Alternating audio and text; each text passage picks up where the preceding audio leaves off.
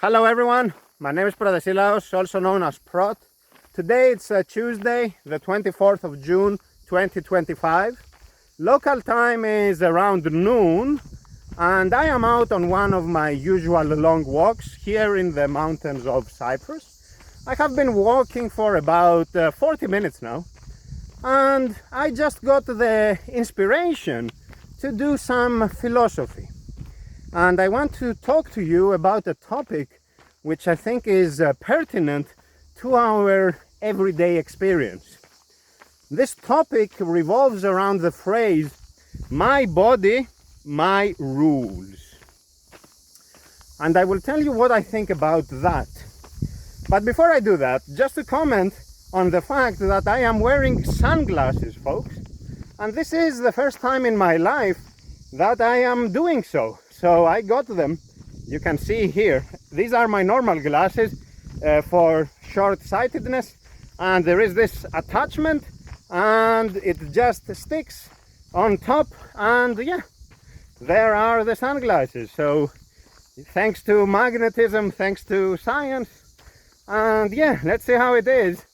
I'm still not that used to wearing sunglasses, but I guess I will adapt eventually. So yeah, I cannot say if I like it. It feels okay, but I'm not exactly thrilled. Anyway, philosophy. My body, my rules. At the face of it, I think the salient point is okay. I think it is right. It is your life, and every day, moment by moment, you will be doing what fulfills you, what you think is appropriate for you, what your calling is. You will be responding to that. You will be heeding the voice that comes from within, and only you can hear that voice, nobody else can. So in that sense, your body, your life, your decisions, and then of course your rules, and whatever happens. So in that sense, I think that is okay. I also think the salient point is correct if we think of the counterpoint. Like, let's say, no, your life is not yours, your body is not yours, and somebody else should control it. The first problem we have is to determine who somebody else is.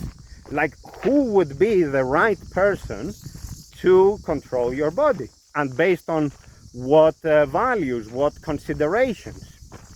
Like, we do that sort of with children, where their parents are imposing limits on the child's freedom, and we think there is good reason for that, for the wellness of the child, because the child is still developing and cannot necessarily make good decisions that are benign to them long term and so on. So long story short, we understand that there are cases where somebody else is in control, and we say, okay, that somebody else is the guardians, the legal guardians of the child, the parents, the grandparents, whatever.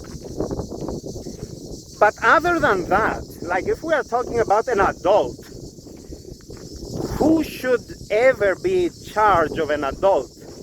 There it gets really tricky, and you might think then, should it be the government? Should it be some religious authority? Should it be some warlord? Like, who should that be? And even if you find an answer, even if you come up with a clever justification for somebody else being in charge of your body, how would that actually work? Like, let's suppose that the government should be in charge of your body, my body, everybody's body, okay? So the government is in charge. Like, how do they actually enforce that? How do they actually make it happen? Like, how will they remote control everybody? Maybe we will have that technology in the future, so we will see. But for the time being, I think the answer is that practically it's not doable. So practically, my body, my rules is the default because it's simply the easiest option. It's the easiest implementation. It's the default implementation, as it were. My body, my rules, though, even if we say that it is right and we accept it, it is incomplete because it lacks a third component, the component of responsibility. My body, my rules, my consequences. Because every action in this world, every deed has consequences, has effects that affect the world in some way. For example, I left home earlier and I had the choice, in principle, to go to the seaside, to walk towards the coast. Had I turned right, let's say, one option is right, that goes to the sea, the other option is left, that goes to the mountain. Had I turned right, right now I would be seeing the coast. I would thus be exposed to an environment that is unlike the current environment.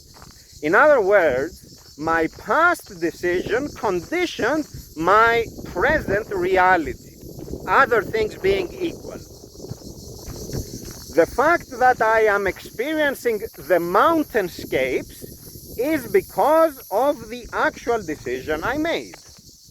Again, other things being equal. So, of course, the decision I made back then has, in effect, created my immediate fate. I was destined to experience the mountainscapes because of what I chose to do. And this also relates to a video I have done, folks, where I have talked about the three fates. It's not one fate, it's three fates. It's choice, chance, and inevitability, but I will not go into that now. The point is that every action has consequences. And these consequences can be to the individual, to the agent of action, but it can also be of a different sort. It can affect others as well. For example, if I, let's say, have loud music at home and keep on all the lights on, okay? So that affects me, of course, because of what I am experiencing, but it also affects the other animals in my area. So the noise, the music will affect the birds, it will disturb the birds. The extra light at night will affect the plants and the night birds and so on. So in other words, there is an impact on my environment. Same idea if we are doing actions that relate to other people. Of course, there is an impact on other people. The fact that I am doing this video right now and you are listening to it or watching it has an impact on you. So depending on who you are and depending on what I am saying, there will be some consequence. And of course, we will have to live with that. It's part of the world. It's the new configuration of the state of affairs, of the factors that contribute to the case that we are considering. My body, my rules, my consequences, which now doesn't just speak about privileges. It doesn't just speak the way a spoiled child thinks, like my wants, my desires, my wishes. Rather, it thinks more holistically. It thinks in terms of what I can do and what I can do long term. In other words, what is feasible and what is sustainable. Because both are important, like the brat, like the child that is spoiled, doesn't think in terms of sustainability. It just thinks in terms of the immediately feasible, the immediately gratifying. But if you only do what is immediately gratifying, chances are it is unsustainable. And of course, we know this in our life with substance abuse, for example. Like, let's take something that is not immediately bad. Let's take a glass of wine, for example. So if you have a glass of wine, it's not the end of the world, right? And maybe it makes you feel good, and now you are in a positive mood, and you are talkative, and you are in the spirit of the party, and you're having a good time. So that's okay, right? But if you have a second glass, and a third glass, and then a full bottle, and then a second bottle, eventually there comes a point where now you are poisoning yourself. Now it's no longer good. Now you are so intoxicated where you are not in control of what is happening. Moreover, once you start doing that, so you go the day after, and now you have another couple of bottles of wine, and then the third day, and so on. Now you have effectively changed yourself, so you are not the same person anymore. Now you are becoming the victim of alcohol. You are no longer in control. Alcohol now controls you. You do not control it. And because you have become a servant of it, because of this bondage that you have established, you are now living a life that is fundamentally miserable, a life that is destructive to you, but also that can be destructive to other people as well. If you have ever experienced alcohol abuse or drug abuse, for example, you know exactly what I'm talking about. I used to work as a bartender for years, folks, and what you see, I'm not against alcohol per se, but abuse is a different thing. What you see is an okay person, a nice fella, who over the course of a few drinks transforms into a monster, into a nasty person, short-tempered and eager to commit violence. Violence towards friends, violence towards loved ones. It's a person who is, I would say, monstrous. Not because they want to be monstrous, but because, in a sense, they are no longer there. They are out of their mind. In a sense, the alcohol has taken over. And the same with drugs. I hope you never experienced that. But with drugs, of course, I think it can get much worse because of how potent they are. But the principle is the same, where the person originally pursues their immediate gratification and doesn't think long term, like what will happen. They only think in terms of my body, my rules, but not in terms of my consequences. So the consequences eventually happen, and the person's mind is warped, it is twisted, it is inwardly corrupted, and it transmogrifies. This person transmogrifies into a monster, where they will go and steal just so they can have another shot of heroin, and they will be violent towards their parents and siblings and whatnot, and ultimately they will kill themselves or go mad. And then, of course, the others will have to pick up the slack. So, of course, we know in our life what happens when we think absent the long term, when we operate absent the consideration about the consequences of our actions. So we do not want to decouple rights or freedoms, as they are called legally, from responsibilities or duties. Those go together.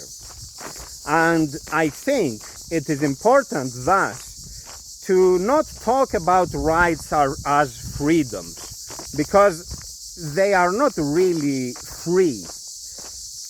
When you have a right to do something, such as the right to consume alcohol, that doesn't bestow upon you the freedom to live sustainably.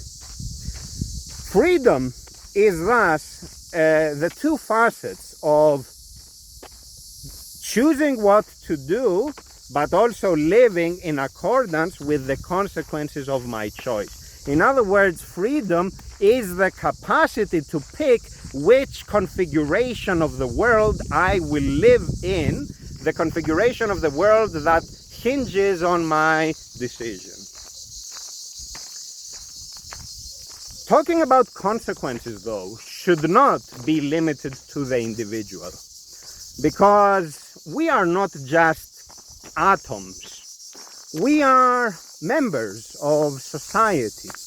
The society is the greater organism, in a sense. It is an organism that can thrive, it can recreate itself, it can propagate itself, but it can also grow sickly and ultimately wither away and fall apart. So if we think of society the way we think of organisms, everything makes sense.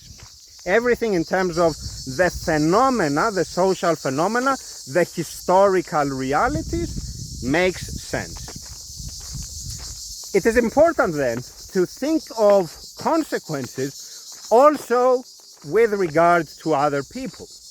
For example, I am a Greek person. So by virtue of being Greek, ipso facto, I am treated the way other Greek people are treated in other parts of the world. For example, if there are Greek people in some place of the world who misbehave, who are not good citizens, who are committing petty crime, and who are up to no good, and I go to that place and I tell the locals there, hey, I am Protesilaos, nice to meet you, and by the way, I am Greek.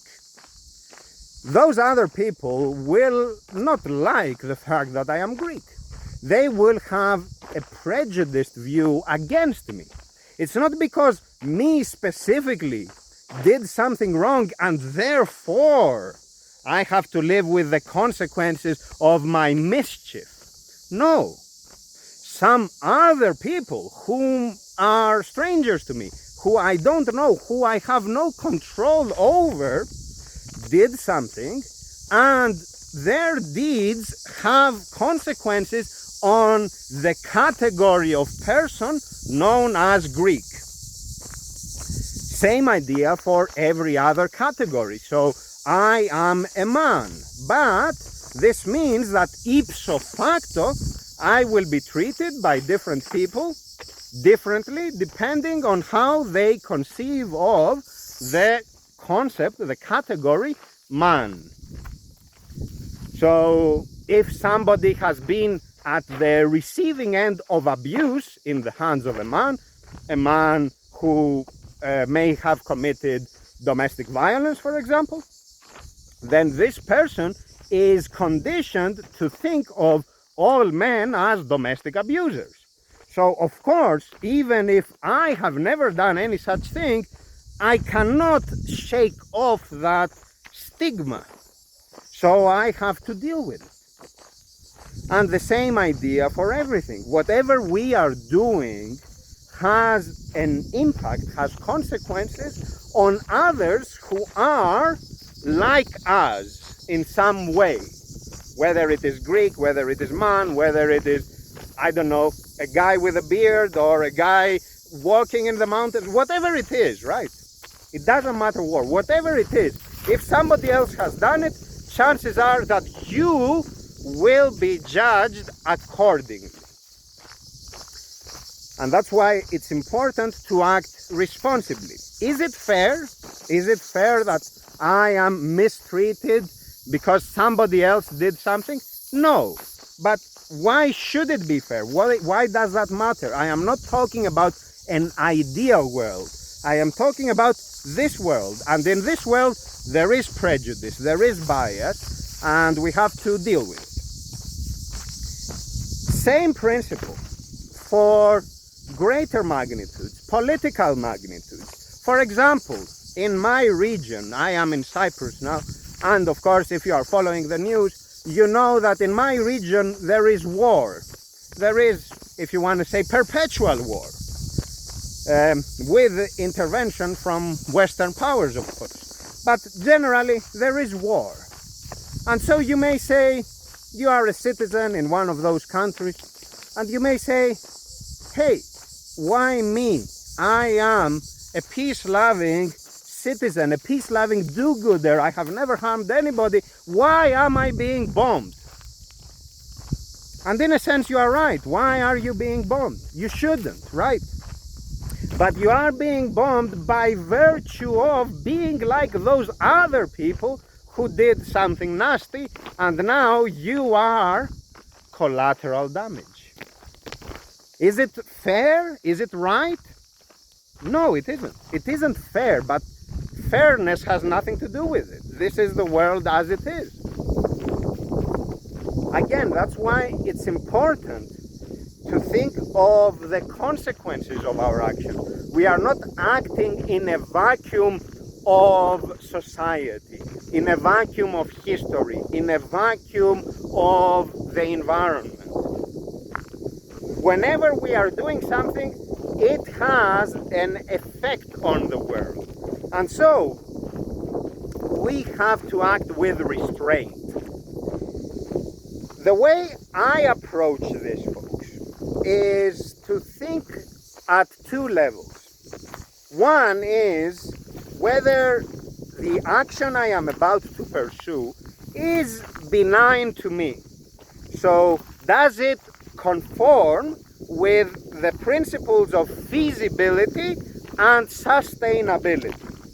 That's the idea. So if it conforms with those two principles, I say, okay, this is benign, or at least it's not outright bad. That's what I say. And then what I will say is, am I doing something that sets a good example for other people? In other words, if somebody else were to emulate me, if somebody else were to try to do the same thing I am doing, would that be good for them? And if the answer is maybe yes, then I proceed. But if the answer is maybe no, then I have to think again. Because, of course, I may say, and let me give you a concrete example. We have clickbait in our world. Everything is about clickbait. Everything is over the top in terms of its performative component. In a sense, it's all theater. It's not real. But the more exaggerated it is, the more clickbaity it becomes. Thus, the more profitable it gets. So, if you are in the self-serving business of just peddling the most extreme version of yourself, or the most caricaturized version of the persona you are peddling anyway, then what happens is that fundamentally you don't care if others emulate you, because you have no interest if that is good for them. And this is happening in our world, folks, where in the interest of pursuing profit, these content creators, or maybe politicians or influencers or whatever, will present a version of themselves that, if it were to be emulated, if it were to be generalized, would be harmful for our society. And you can think of whatever trends, like there are a lot of trends that you can think of, and I will give you one example that I was reading about this morning, and it disturbed me. There is this magazine called Unheard, and there was this article by a journalist called Poppy. I forget her surname now, but I will link to the article in the description.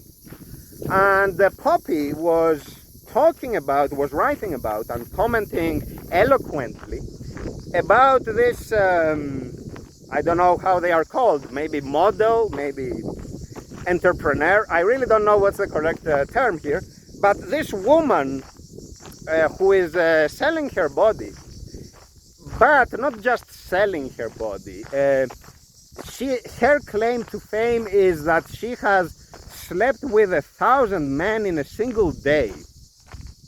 And I think even the word slept is incorrect in this case. Used would probably be a better word. Anyway, and I'm like, okay, so you, lady, are being used 1,000 times a day, but there are some consequences on you, and you are projecting a certain persona now. But then, why should it be 1,000? Why not 10,000? Why not 1,000,000? So, if others are to emulate you, now we are in a race to the bottom of who is the most values-free person. Like, we are sacrificing everything to the altars of profit. There are some people there, so let me not disturb them. I will just go back this way. No worries. So, we are sacrificing everything to the altars of profitability. And we are not thinking of what happens if others are to emulate me.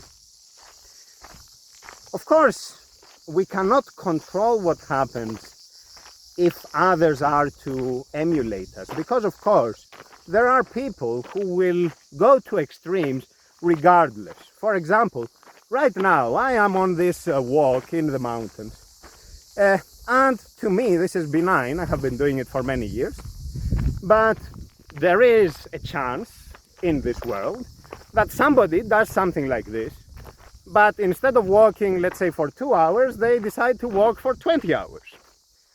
And maybe that's dangerous. So am I responsible for that? I think no.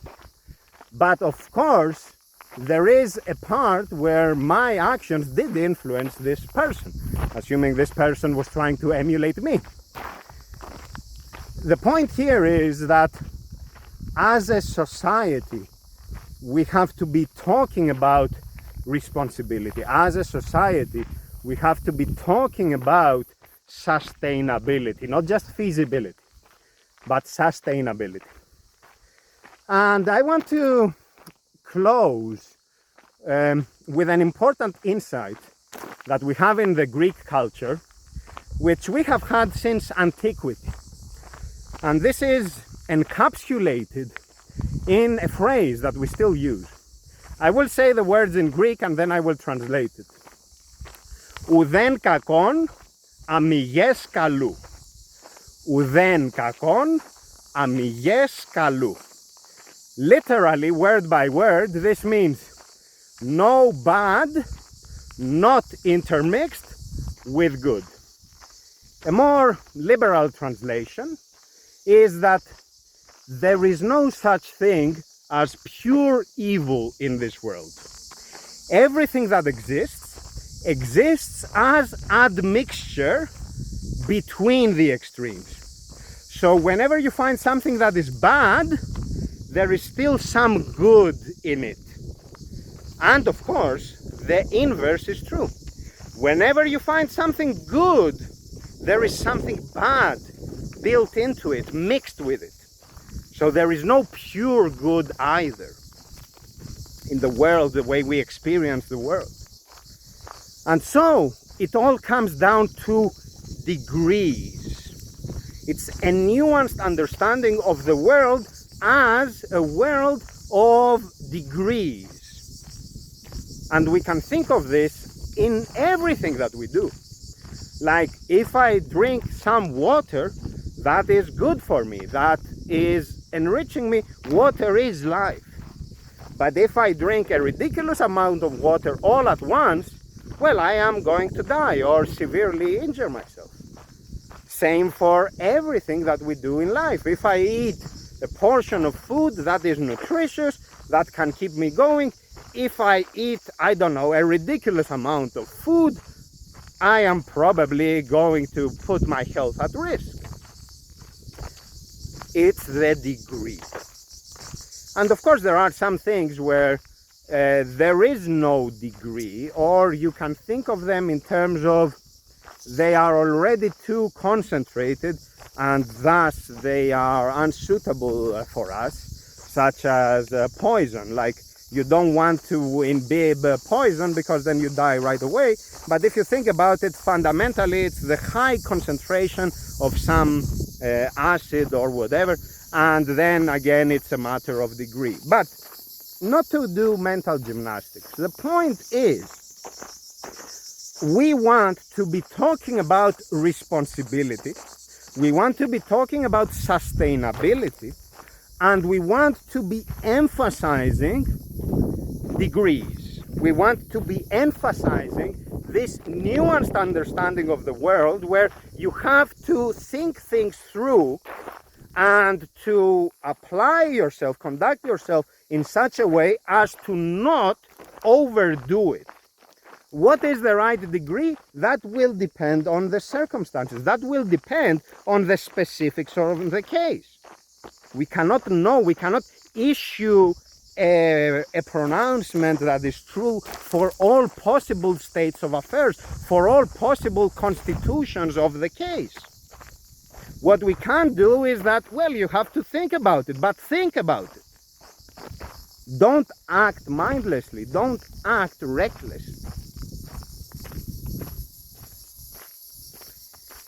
My body, my rules, my responsibility, folks. And this is key. That's all I had to say for today. Thank you very much for your attention. I am on my way back home, and let's see how it goes. Take care, folks. Goodbye.